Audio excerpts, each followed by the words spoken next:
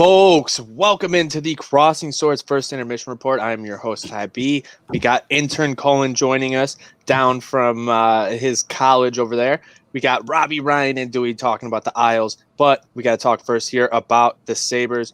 Dwayne, you just got in here in time. Sabres take a 1-0 lead late in the period. Curtis Lazar, nice play, getting in front of the net there. We were a little bit down on this line, but they did a good job there. After, I believe it was the shift right before, they were hemmed in their zone the entire time by Matthew Barzal and that Islanders. Yeah, it was a good period by Buffalo. Although I don't think they, it was very much back and forth. I know at the end there that, the late shot the Islanders had there, and that Ray mentioned that was the first shot they had on net. The Islanders had net in like 15 minutes of play. Yeah. So it's nice to see Buffalo come out of the gate here, even though you have a little bit of a lighter lineup, and really take it to the Islanders, who, like we said on the pregame show, are coming off a second straight loss. I think that you have to take advantage of that if you're Buffalo, and you got to keep the pressure on here in the second period. No, absolutely. I think that's going to be key. Obviously, low event hockey is what the Islanders want to do, and they were able to somewhat do that for portions of that period. But the Sabres did find enough room there to get skating a little bit. Yes, out shooting a team in this economy. It's happening right now. Dewey, what is the problem right now with the New York Islanders? It could be 3 straight losses. I'll tell you what, like a large percentage of the problem is Josh Bailey not knowing how to skate. It literally looks like he's just walking through mud. He's just been so invisible for us. I mean, he's got a few assists. He's got a couple of plays. He's just not helping there. We had Jordan Elby trying to break into the zone. Then Anders and his big chin just gets in his way. No big deal. I'm the captain. Give me that. No, let the boys wheel. We came out extremely hot, just like we did those last 2 games in Pittsburgh. But you know what? I said it in the pregame.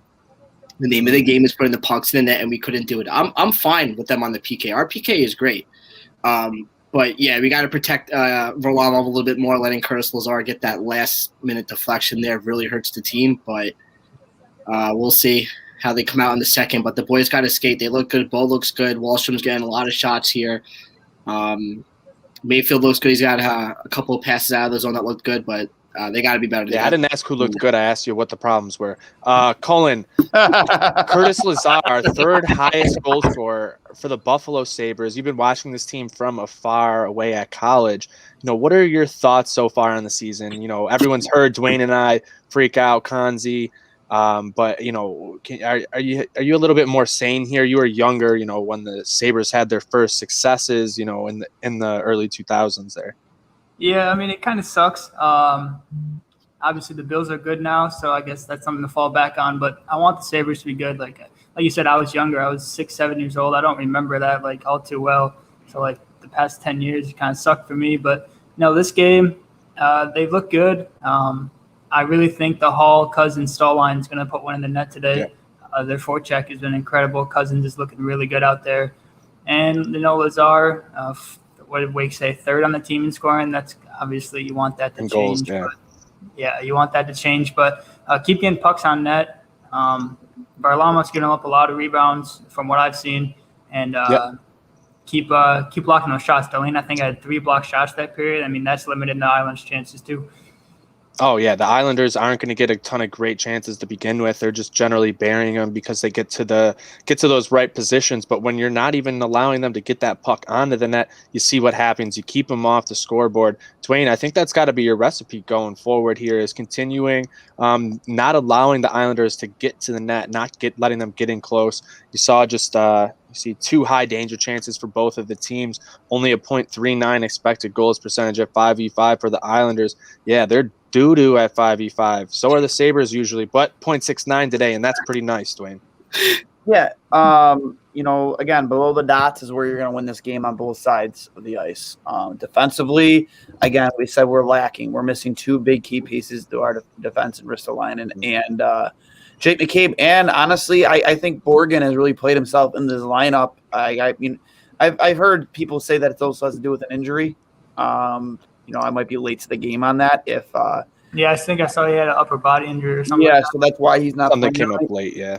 But regardless, I think those are three key pieces of your defense that you're missing tonight, and I do not feel bad at all, including Morgan into that conversation, because I think he's shown enough that he can play at this level in his handful of games so far. But again, that's where you have to win these hockey games. Just like they say in football, you win you football games on both sides of the offensive and defensive line. I think that's where you win hockey games below the dots in the offensive and defensive zone.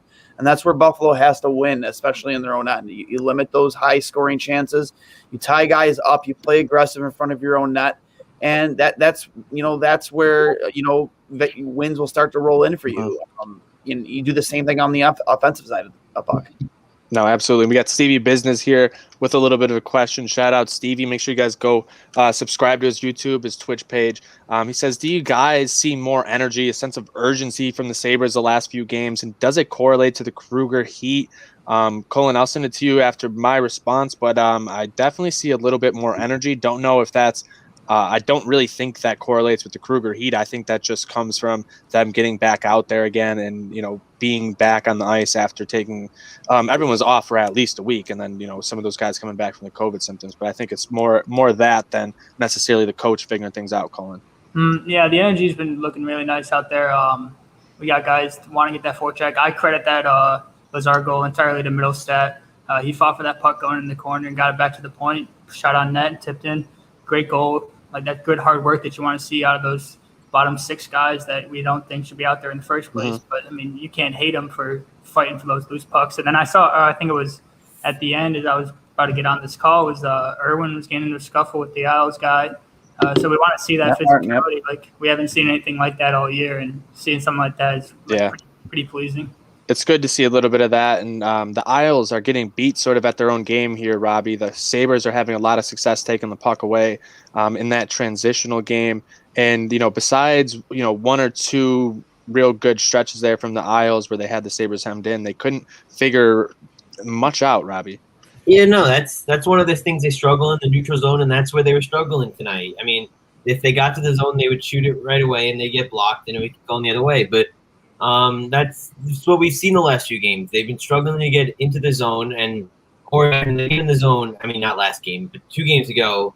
It's just recently they can't get in the zone, so you can't get any offense going. You saw that tonight. The block shots. That's usually the Islanders' game, which then leads to the offense. It's not happening tonight. Sabres are playing the Islanders' way, and the Islanders are looking like hot garbage, like they were 2 weeks ago. Yeah, and speaking about hot garbage, if your family jewels are looking like hot garbage, boy, do I have the tool for you. Get over to manscaped.com. Promo code TRAINWRECK gets your 20% off plus free shipping. Manscaped is the best in men's below-the-waist grooming. They offer precision-engineered tools for your family jewels. They obsess over their technology developments to provide you the best grooming experience. Doesn't matter if it's that flashlight there, which is something you never knew you needed until you actually shave. It helps so much. Fully waterproof. Great motor, easily removable and cleanable head, and anti-nick technology. Again, make sure you get over to manscaped.com. Use promo code TRAINWRECK. Get yourself 20% off plus free shipping. Manscaped's trusted by over 2 million men worldwide. Join the movement. Your balls will thank you. But we got one more question here from Suffalo Babers. Thoughts on the Skinner scratch? He's curious to see, if we think it's warranted. I think it's warranted just like manscaping is. You got to do it sometimes. No, I really don't think this move's warranted. I just don't know what a veteran like Jeff Skinner is going to learn from sitting him up there. Can't you just show him some video? Like what is sitting a guy who's making $9 million do? Like, I don't see the psychological positives from this. I took some sports psych classes, and I just don't see where you're empowering or making Jeff Skinner feel like he's going to be put into the proper situation to succeed here. And I think that's the big problem, Dwayne. Yeah. You can't justify sitting Skinner but playing guys like Okposo who've done little to nothing to help exactly. Your line, and has been part of possibly the worst line in the entire National Hockey League. He's constantly behind the play. He can't keep up. Thank God Reeder can skate. Yeah, and he's not making like high IQ hockey plays, if you ask me. You saw, like, I'll never get over that post-game quote. It is what it is. After, we had a bad period. After not recording a shot in a game where you're down 3-1 going to the third period. And with it being said, like, that's not showing that you're a locker room leader. That's not showing that you're an assistant captain. That, you're a high-priced player on this team playing 10 minutes a night, if that, and you're going to come out with that garbage, and then the next night give a terrible effort on an odd-man rush that led to a goal. Exactly. So you can't justify to me playing Kyle Okposo over Jeff Skinner. You just can't. Yeah, like what do you – if you think that Jeff Skinner can learn something from watching in the press box, why don't you think Kyle Okposo could? That's what doesn't make sense to me. It seems like a bit of a double standard here that maybe, I don't know, there has to be something going on behind the scenes where they're really just not on the same page, really not getting along between Ralph and Skinner or something, because it really doesn't make any sense. But we'll get a few more opinions in here before we end up this Crossing Swords first intermission report. Colin, where do you see things going the rest of the game here? You think the Sabres will have enough energy to play a full 60 minutes here? I think the Islanders are definitely going to get one.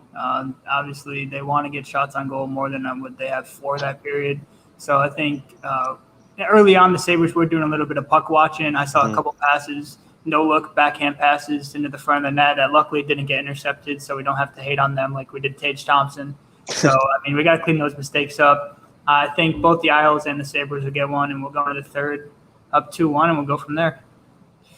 Yep, absolutely. Yep, Yak Jekyll, perfect. Yeah, Jeff, you better figure out how to score some goals with Sheehan. Yeah, that's what he's hearing. Like, how do you do that? Because I can't even figure out how to do that in NHL 21. Every time I add Riley Sheehan to my bottom four, the dude's an absolute shit show.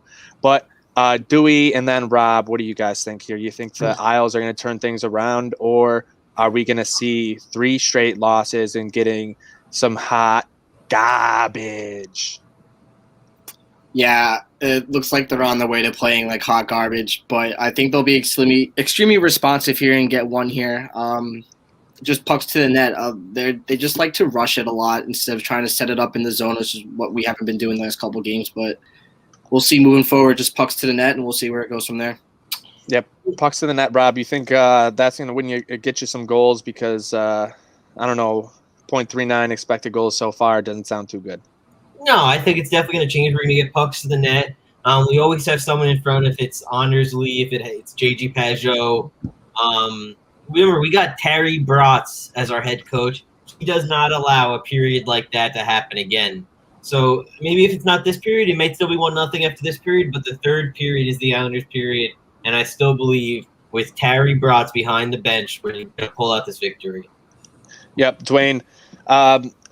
I think, the Sabres showed a lot there on Saturday, playing a good 40 minutes and 40 seconds, and then giving up that goal early in the third period and found themselves on the heels the rest of the way there.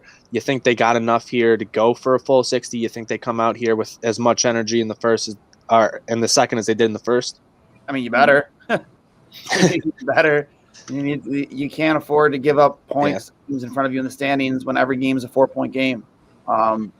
You have to come out of here the same way you did in the first period. Play the exact same way. You might find yourself here up a couple goals.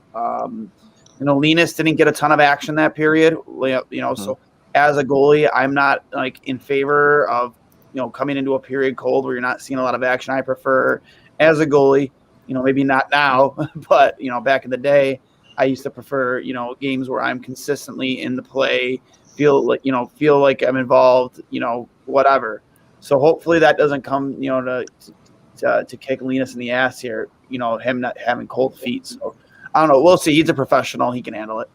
Yep, absolutely. Well, that'll wrap it up for us here on the Crossing Swords First Intermission Report. Make sure you follow at Cross Swords Pod for more throughout the game, and at 2 Goalies 1 Mike. We'll have you up to date on all the action going on, plus I'm sure some memes and everything else making fun of the teams. But that'll do it for us again. Thanks for tuning in. Get over to manscaped.com, promo code TRAINWRECK, 20% off, plus free shipping. 3 words left for you guys. Let's go, Buffalo.